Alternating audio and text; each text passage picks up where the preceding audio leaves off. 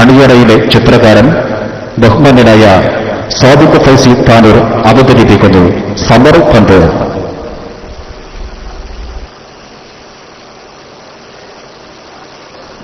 അസ്സലാമു അലൈക്കും വറഹ്മത്തുള്ളാഹി വബറകാതുഹു. ബിസ്മില്ലാഹി അൽഹംദുലില്ലാഹി വസ്സലാത്തു വസ്സലാമു അലാ റസൂലില്ലാഹി വഅലാ ആലിഹി വസഹ്ബിഹി അജ്മഈൻ, അമ്മാ ബഅദ്. പ്രിയപ്പെട്ട വിദ്യാർത്ഥി സുഹൃത്തുക്കളെ, നമ്മൾ ഏതാണ്ട് മഗ്‌രിബ് നിസ്കാരം കഴിഞ്ഞത് മുതൽ ഇവിടെ ഇരിക്കുകയാണ്. നമ്മൾ പറഞ്ഞുകൊണ്ടിരിക്കുന്നത് നിതാന്ത ജാഗ്രതയെക്കുറിച്ചാണ്. അപ്പോ നമ്മളുടെ ഈ ജാഗ്രത ഒക്കെ ഇങ്ങനെ പോയിട്ട് ഇങ്ങനെ ഒരു തണുത്തുറഞ്ഞ് നിൽക്കുന്ന ഒരു അവസ്ഥയിലേക്ക് എത്തിയിട്ടുണ്ട്. സത്യത്തിൽ ഒരു സെഷൻ കഴിഞ്ഞ് അടുത്ത സെഷനിലേക്ക് വരുമ്പോൾ നമ്മളൊന്ന് ഒരു ചെറിയൊരു ഹർക്കത്തൊക്കെ ഉണ്ടായത് നന്നായിരിക്കും എന്ന് എനിക്ക് തോന്നുന്നു. അതുകൊണ്ട് നമ്മുടെ ബഷീർ ഫൈസിയുടെ വളരെ ശ്രവണസുന്ദരമായ നീതിബോധം വരാനിരിക്കുകയാണ്. അതുകൊണ്ട് നമ്മളൊന്ന് ഈ സെഷന്റെ ഒരു ഉന്മേഷത്തിന് വേണ്ടി എല്ലാവരും ഒന്ന് ജസ്റ്റ് ഒന്ന് എഴുന്നേറ്റ് നിന്നിട്ട് എല്ലാവരും ഒന്ന്, ആ മേലെയും താഴെയുള്ളവരൊക്കെ ഒന്ന് എഴുന്നേറ്റേക്കാം.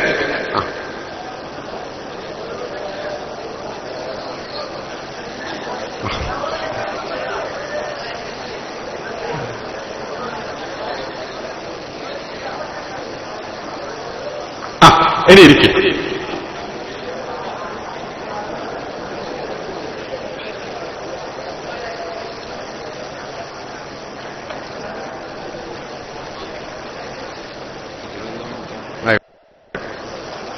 ഇപ്പൊ ശരിക്കൊരു നിതാന്ത ജാഗ്രതയിലേക്ക് നമ്മൾ എത്തിക്കൊണ്ടിരിക്കുകയാണ്.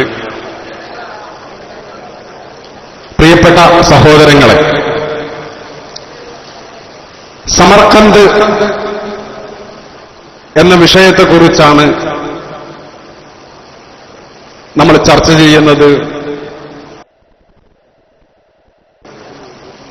നീതിബോധത്തിന്റെ നിതാന്ത ജാഗ്രത എന്ന പ്രമേയം ഉയർത്തിപ്പിടിച്ചുകൊണ്ട് SKSF നടത്തുന്ന അതിന്റെ സിൽവർ ജൂബിലി ആഘോഷത്തിന്റെ ആ സംഗമവേദിക്ക് നമ്മൾ പേരിട്ടിരിക്കുന്നത് സമർഖന്ദ് എന്നാണ്. എന്താണ് സമർഖന്ദിന് ഇത്രത്തോളം ഇസ്ലാമിക ചരിത്രത്തിൽ അല്ലെങ്കിൽ നമ്മുടെ നിത്യജീവിതത്തിൽ ഒരു പ്രസ്ഥാനത്തിന് ഉയർത്തിപ്പിടിക്കാനുള്ളത് എന്നത് നമ്മൾ ആലോചിക്കുമ്പോൾ അടിസ്ഥാനപരമായി നമ്മൾ മനസ്സിലാക്കേണ്ടത് മുസ്ലിം ലോകത്തിന് എന്നും ആവേശവും എന്നും ഉത്സാഹവും നൽകുന്ന ഒരു പേരാണ് സത്യത്തിൽ സമർഖന്ദ് എന്നത്. ഇന്നും തുർക്കിയിൽ ഒരു ഇസ്ലാമിക പ്രസിദ്ധീകരണം ഇറങ്ങിക്കൊണ്ടിരിക്കുന്നുണ്ട്, ഒരു ഇസ്ലാമിക് മാഗസിൻ മന്ത്ലി ഇറങ്ങിക്കൊണ്ടിരിക്കുന്നുണ്ട്. ആ മന്ത്ലിയുടെ പേര് സമർഖന്ദ് എന്നാണ്. ഒരു ഇസ്ലാമിക പ്രസിദ്ധീകരണത്തിന് ആ നാട്ടിലെ സ്കോളേഴ്സ്, മുസ്ലിം പണ്ഡിതന്മാരിട്ടിരിക്കുന്ന പേര് സമർഖന്ദ് എന്നാണ്. അഥവാ നമ്മുടെ ചിന്തകളെ, നമ്മുടെ വിചാരങ്ങളെ, നമ്മുടെ ആദർശങ്ങളെ, നമ്മുടെ വിജ്ഞാനങ്ങളെ ഈ നാട്, ഈ നഗരം ഒരുപാട് സ്വാധീനിച്ചിട്ടുണ്ട്. ഒരുപാട് നമ്മുടെ പാരമ്പര്യത്തിന് ഒരുപാട് പിന്തുണകൾ നൽകിയിട്ടുണ്ട്. 2001 യുനെസ്കോ വേൾഡ് ഹെറിറ്റേജ് സൈറ്റിൽ പെടുത്തിയ ഒരു നാടാണ് സമർഖന്ദ്. നമ്മളെ സംബന്ധിച്ചിടത്തോളം നീതിബോധത്തിന്റെ നിതാന്ത ജാഗ്രത എന്ന പ്രമേയവുമായി സമർഖന്ദും മുസ്ലിങ്ങളും ബന്ധപ്പെടുന്ന ഒരു ഇടമുണ്ട്. മഹാനായ സയ്യിദുന ഉമർ ബിൻ അബ്ദുൽ അസീസ് റളിയല്ലാഹു അൻഹുവിന്റെ ഭരണകാലഘട്ടത്തിൽ മുസ്ലിങ്ങൾ സമർഖന്ദ് പിടിച്ചടക്കാൻ വേണ്ടിയിട്ട് അതിശക്തമായ രീതിയിൽ ഒരു പോരാട്ടം നടത്തുന്നുണ്ട്.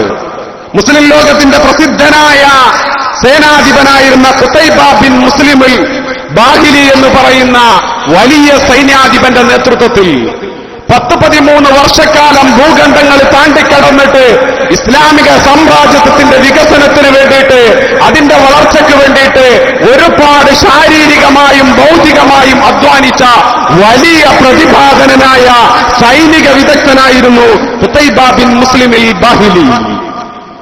ഇദ്ദേഹത്തിന്റെ നേതൃത്വത്തിൽ മുസ്ലിങ്ങൾ ആദ്യമായി ഈ പറയുന്ന സമർഖന്ദ് പിടിച്ചടക്കാൻ വേണ്ടി പോകുന്നു. അങ്ങനെ അവർ സമർഖന്ദ് കീഴടക്കുന്നു. സമർഖന്ദ് എന്ന് പറയുന്നത് വിവിധ മതങ്ങളുടെ സംഗമ ഭൂമിയാണ്. മുസ്ലിങ്ങൾ ആ നാട്ടിലേക്ക് പോകുമ്പോൾ അവിടെ ഇല്ലാത്ത അന്നോളം ലോകത്ത് ഏതൊക്കെ മതങ്ങളുണ്ടോ ആ മതങ്ങൾ മുഴുവനും അവിടെയുണ്ട്. ക്രിസ്ത്യാനിറ്റിയുണ്ട്, ബുദ്ധമതമുണ്ട്, ജൂതമതമുണ്ട്, അതുപോലെ സ്വരാഷ്ട്രീയ മതമുണ്ട്. ഇങ്ങനെ ഒരുപാട് മതങ്ങളും ഇസങ്ങളും അതിന് പ്രത്യേക ചരിത്രപരമായ കാരണങ്ങളുമുണ്ട്. ഇങ്ങനെ നിറഞ്ഞ മതങ്ങളുടെ നിറഞ്ഞ സംഗമഭൂമിയായി നിൽക്കുന്ന മണ്ണിലേക്ക് മഹാനായ ഖുതൈബ ബിൻ ബാഖിലി എന്ന് പറയുന്ന സൈന്യാധിപൻ സൈനികാധിനിവേശവുമായി കടന്നു ചെന്നു. സമർഖണ്ഡ് മുസ്ലിങ്ങൾ കീഴടക്കി. ആ സമയത്ത് ആ നാട്ടിലെ പാരമ്പര്യ മതവിശ്വാസികളിൽ നിന്ന് ഒരു വിഭാഗം ഇസ്ലാമിക ഖലീഫയുടെ മുമ്പിലേക്ക്, മുസ്ലിം ലോകത്തിന്റെ ഖലീഫയുടെ മുമ്പിലേക്ക് മഹാനായ സയ്യിദന ഉമർ ഇബ്നു അബ്ദുൽ അസീസ് റളിയല്ലാഹു അൻഹുവിന്റെ മുമ്പിൽ ഒരു പെറ്റിഷനുമായി, ഒരു പരാതിയുമായിട്ട് വരുന്ന ഒരു രംഗം ചരിത്രം ഉദ്ധരിക്കുന്നുണ്ട്. ഉമർ ഇബ്നു അബ്ദുൽ അസീസിന്റെ കൊട്ടാരത്തിലേക്ക് അല്ലെങ്കിൽ അദ്ദേഹത്തിന്റെ സവിധത്തിലേക്ക് വന്നു. അദ്ദേഹം പറഞ്ഞു, നിങ്ങളുടെ പരാതി നമ്മുടെ കോടതിയിൽ ബോധിപ്പിക്കാവുന്നതാണ്. കോടതി നിങ്ങളുടെ പരാതിക്ക് പരിഹാരം നിർദ്ദേശിക്കുന്നതാണ്. അങ്ങനെ അവർ കോടതിയിൽ കേസ് കൊടുത്തു. കേസ് കൊടുത്തത് മുസ്ലിം ലോകത്തിന്റെ ചോദ്യം ചെയ്യപ്പെടാനാകാത്ത സൈന്യാധിപനായിരുന്ന ഖുതൈബ ബിൻ മുസ്ലിം അൽ ബാഖിലി എന്ന മഹാനായ പോരാളിക്കെതിരെ. അദ്ദേഹത്തിനെതിരെ കേസ് കൊടുത്തു. ഉടൻ തന്നെ സമർഖന്ദിലുണ്ടായിരുന്ന ഖുതൈബയെ അന്നത്തെ ജഡ്ജിയായിരുന്ന മഹാനായ ഖാദിൽ ജുമൂഹ് എന്ന സ്വാത്വികനായ പണ്ഡിതൻ ഇസ്ലാമിന്റെ ആസ്ഥാന നഗരിയിലേക്ക് വിളിപ്പിച്ചു. കോടതിയിൽ കേസ് നടന്നുകൊണ്ടിരിക്കുകയാണ്. അന്യമതക്കാരായ സമർഖന്ദുകാർ മുസ്ലിം സൈന്യാധിപനെതിരെ കേസ് കൊടുത്തിരിക്കുന്നു. എന്താണ് കേസ്? അദ്ദേഹത്തെ ഉടൻ തന്നെ ഭരണകൂടത്തിന്റെ മെസ്സേജ് ചെന്നപ്പോ, ഭരണകൂടത്തിന്റെ സന്ദേശം ചെന്നപ്പോ ഖുതൈബ എല്ലാം വിട്ടേച്ച് ഓടി വന്നു. എന്താണ് എനിക്കെതിരെ രാജ്യത്ത് കേസ് നടക്കുന്നത്? എനിക്കെതിരെ എന്ത് അപരാധമാണ് ഞാൻ ചെയ്തിട്ടുള്ളത്? എന്തിന്റെ പേരിലാണ് എനിക്കെതിരെ കേസ് നടക്കുന്നത്? അങ്ങനെ അദ്ദേഹത്തെ മഹാനായ ഖാദി ജുമൂഹ് എന്ന് പറയുന്ന പണ്ഡിതൻ കോടതിയിൽ ഹാജരാക്കി. പ്രതിക്കൂട്ടിൽ നിർത്തിയിട്ട് ഖുതൈബയെ നിർത്തി. അവിടെ മഹാനായ ആ ഖാദി ജുമൂഹ് എന്ന് പറയുന്ന പണ്ഡിതൻ ഖുതൈബയെ പ്രതിക്കൂട്ടിൽ നിർത്തിയിട്ട് അപ്പുറത്ത് കേസ് കൊടുത്ത സമർഖന്ദിൽ നിന്ന് വന്ന ആളെയും നിർത്തി. എന്നിട്ട് മഹാനായ ഖാദിൽ ജുമൂഹ് ചോദിച്ചു, മാ ദഅവാകയാ സമർഖന്ദി, മാ ദഅവാകയാ സമർഖന്ദി, സമർഖന്ദുകാരെ എന്താണ് നിങ്ങളുടെ പരാതി? എന്താണ് നിങ്ങൾക്ക് പറയാനുള്ളത്? അദ്ദേഹം പറഞ്ഞു, ഇജ്തഹന ഖുതൈബ വലം യദുന ഇലൽ ഇസ്ലാം വയുംഹിൽന ഹത്താ നൻദുറ ഫി അംരിന. ഞങ്ങളുടെ രാജ്യത്തേക്ക് ഒരു മുന്നറിയിപ്പുമില്ലാതെ ഒരുവിധ ഞങ്ങളെ അറിയിക്കുന്ന, ഞങ്ങളെ ഇസ്ലാമിക പ്രബോധനത്തിലേക്ക്, ഇസ്ലാമിന്റെ സത്യസന്ദേശത്തിലേക്ക് ഞങ്ങളെ ക്ഷണിക്കുകയോ ഞങ്ങൾക്കൊരു മുന്നറിയിപ്പ് നൽകുകയോ ചെയ്യാതെ നിങ്ങളുടെ രാജ്യത്തിന്റെ സർവ്വസൈന്യാധിപൻ ഞങ്ങളുടെ നാട്ടിലേക്ക് അധിനിവേശം നടത്തിയിരിക്കുകയാണ്, ഞങ്ങളെ അടിച്ചൊതുക്കിയിരിക്കുകയാണ്. അതിൽ ഞങ്ങൾക്ക് പരാതിയുണ്ട്. ഖാദി ജുമൂഹ് ഖുതൈബയുടെ നേരേക്ക് തിരിഞ്ഞിട്ട് ചോദിച്ചു, മാ തഖൂലു ഫീ ഹാദാ യാ ഖുതൈബ, എന്തു പറയാനുണ്ട് ഖുതൈബ? നിങ്ങൾക്കെതിരെ കേസ് വന്നിരിക്കുന്നു. നിങ്ങൾ മധ്യേഷ്യയിലെ സമർഖന്ദ് എന്ന നഗരം നിങ്ങൾ കീഴടക്കിയിട്ടുള്ളത് ആ നാട്ടുകാർക്ക് ഒരു മുന്നറിയിപ്പും നൽകാതെയാണ്, ആ നാട്ടുകാർക്ക് ഇസ്ലാമിനെ കുറിച്ച് പറഞ്ഞു കൊടുക്കാതെയാണ് നിങ്ങൾ ആ നാട്ടിലേക്ക് അധിനിവേശം നടത്തിയിട്ടുള്ളത്. മാ തഖൂലു ഫീ ഹാദാ യാ ഖുതൈബ, എന്തു പറയാനുണ്ട് ഖുതൈബ നിങ്ങൾക്ക്? ഖുതൈബത്ത് ബിൻ ബാഖിലി അദ്ദേഹം ആലിനെ പോലെ കുറച്ചിട്ട് പറഞ്ഞു, അൽ ഹർബ് ഖുദ, യുദ്ധമെന്ന് പറയുന്നത് ഇങ്ങനെയൊക്കെ തന്നെയല്ലേ? നേർക്കുനേരെ സമർഖന്ദിന്റെ ചുറ്റുഭാഗത്തുമുള്ള പ്രവിശ്യകളും രാജ്യങ്ങളുമൊക്കെ ഇസ്ലാമിക വിരുദ്ധരുടെ കയ്യിലാണ്. ഞാനെങ്ങാനും അവരെ ഇസ്ലാമിലേക്ക് ക്ഷണിച്ചാൽ, ഞാനെങ്ങാനും ഇതാ നിങ്ങൾ ഇസ്ലാം സ്വീകരിച്ചില്ലെങ്കിൽ നിങ്ങൾക്കെതിരെ പോരാട്ടത്തിനിറങ്ങുമെന്ന് ഞാൻ പറഞ്ഞാൽ, സ്വാഭാവികമായും ആ നാട്ടുകാരൊക്കെ എനിക്കെതിരെ യുദ്ധം ചെയ്യാൻ തയ്യാറാകും. അതുകൊണ്ട് ഞാൻ അറിയിച്ചില്ല. ഖാദിൽ ജുമൂഹ് ഖുതൈബയെ വിട്ടില്ല. ഖുതൈബയോട് ചോദിച്ചു, അല്ല ഖുതൈബ, എന്താ നിങ്ങൾ പറയുന്നത്? ഏത് മതത്തിന്റെ ചിട്ടയാ നിങ്ങൾ പാലിച്ചിട്ടുള്ളത്? ഒരു നാട്ടിലേക്ക് അധിനിവേശം നടത്തുമ്പോ, ഒരു നാട്ടിലേക്ക് കടന്നാക്രമണം നടത്തുമ്പോൾ ഇസ്ലാമികമായി അതിന് ചില ചിട്ടകളില്ലേ? ആ നാട്ടുകാരെ ആ കാര്യം മുൻകൂട്ടി അറിയിക്കേണ്ടതില്ലേ? ഈ സത്യപ്രസ്ഥാനത്തെക്കുറിച്ച്, ഈ സത്യസന്ദേശത്തെക്കുറിച്ച് ആ ജനതയെ നിങ്ങൾ ഉണർത്തേണ്ടതല്ലേ? ഇതാ ഇസ്ലാം വെളിച്ചമാകുന്നു, ഇസ്ലാമിന്റെ സത്യസന്ദേശങ്ങൾ ഇന്ന കാര്യങ്ങളൊക്കെയാകുന്നു എന്ന് അവരോട് പറയേണ്ട ബാധ്യത നിങ്ങൾക്കുണ്ടായിരുന്നില്ലേ? എന്തുകൊണ്ട് ഖുതൈബ നിങ്ങളത് നിർവഹിച്ചില്ല? മഹാനായ ഖുതൈബ ബിൻ മുസ്ലിമിൽ ബാഹിലി, അദ്ദേഹത്തിന് ഒരു മറുപടിയും പറയാനില്ലായിരുന്നു. അദ്ദേഹം നിന്ന് മൗനം വീക്ഷിച്ചുകൊണ്ട് അദ്ദേഹം നിന്നപ്പോ ഖാലിൽ ജമൂഹ് അദ്ദേഹത്തോട് പറഞ്ഞു, ആറാക്കത് കറർത്ത, നിങ്ങളുടെ അപരാധം, നിങ്ങൾ ചെയ്ത കുറ്റം നിങ്ങൾ സമ്മതിച്ചു എന്നാണ് എനിക്ക് തോന്നുന്നത്.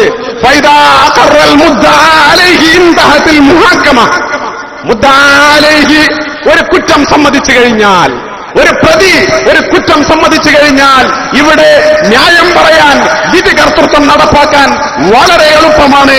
അതുകൊണ്ട് ഞാൻ പറയുകയാണ്, യാ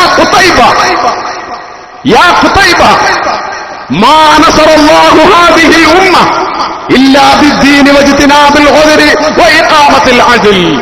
ഈ ഉമ്മത്തിനെ ഖുതൈബ നിങ്ങൾ ഓർക്കണം, ഈ ഉമ്മത്തിനെ അല്ലാഹു തആല സഹായിച്ചിട്ടുള്ളത് മൂന്ന് കാര്യങ്ങൾ കൊണ്ടാണ്. ഒന്ന് ബിദ്ദീൻ, ഒന്ന് ദീനാകുന്ന ഈ ദീനിന്റെ അടിസ്ഥാന തത്വങ്ങളും ഇതിന്റെ സന്ദേശങ്ങളും ഇതിന്റെ ആദർശങ്ങളും മുറുകെ പിടിച്ചുകൊണ്ടല്ലാതെ ഒരു വെട്ടിപ്പിടുത്തം നിങ്ങൾ നിർവഹിച്ചാൽ ഒരിക്കലും ഈ ഇസ്ലാമിക സമൂഹത്തിന് അത് ഉപകാരപ്പെടില്ല.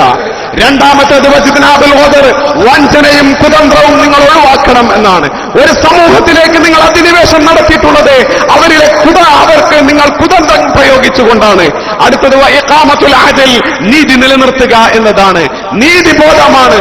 നീതിബോധവും അതുപോലെ വഞ്ചനയും ചതിയും ഒഴിവാക്കുക എന്നതും ദീനിന്റെ സത്യസന്ദേശങ്ങൾ മുറുകെ പിടിക്കുകയും ഈ മൂന്ന് കാര്യങ്ങൾ നിർവഹിച്ചതുകൊണ്ടാണ് മുസ്ലിം ഉമ്മത്ത് ഇക്കണ്ടകാലം പ്രതാപത്തോടു കൂടിയിട്ട്, ആവേശോജ്വലമായ ആവേശത്തോടു കൂടിയിട്ട് ഈ ഉമ്മത്ത് നിലനിന്നിട്ടുള്ളത് ഈ മൂന്ന് കാര്യങ്ങൾ കൊണ്ടാണ്.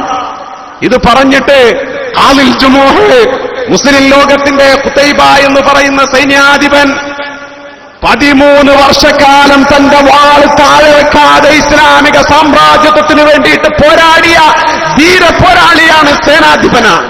അദ്ദേഹത്തോടാണ് പറയുന്നത്, ഖലൈനാ ബിഇഖ്റാജി ജമീഇൽ മുസ്ലിമീന മിൻ അർളി സമർഖന്ദ് മിൻ ഹുകാമിൻ വജയൂഷിൻ വരിജാലിൻ വനിസാ. ഞാനിതാ ഓർഡർ ഇടുന്നു, ഞാനിതാ കൽപ്പിക്കുന്നു, ഞാനിതാ ആജ്ഞാപിക്കുന്നു, സമർഖന്ദിലേക്ക് പോയ എല്ലാ മുസ്ലിം സൈന്യങ്ങളും തിരിച്ചു വരണം, എല്ലാ മുസ്ലിങ്ങളും സമർഖന്ദ് വിടണം, ആരും സമർഖന്ദിൽ നിൽക്കാൻ പാടില്ല. ഒരു ജനതയുടെ ഭൂമിയെ, ഒരു ജനതയുടെ നാടിനെ അന്യായമായി അതിക്രമിക്കുക, ആ സമൂഹത്തിന് ഇസ്ലാം എന്തെന്ന് പറഞ്ഞു കൊടുക്കാതെ, ആ സമൂഹത്തിന് ദീനെന്തെന്ന് പറഞ്ഞു കൊടുക്കാതെ, ദീനിന്റെ സന്ദേശങ്ങൾ ആ ഉമ്മത്തിനെ, ആ സമൂഹത്തെ, ആ ജനതയെ തെര്യപ്പെടുത്താതെ ആ നാട്ടിൽ ഒരു മുസ്ലിമും നിൽക്കാൻ പാടില്ല.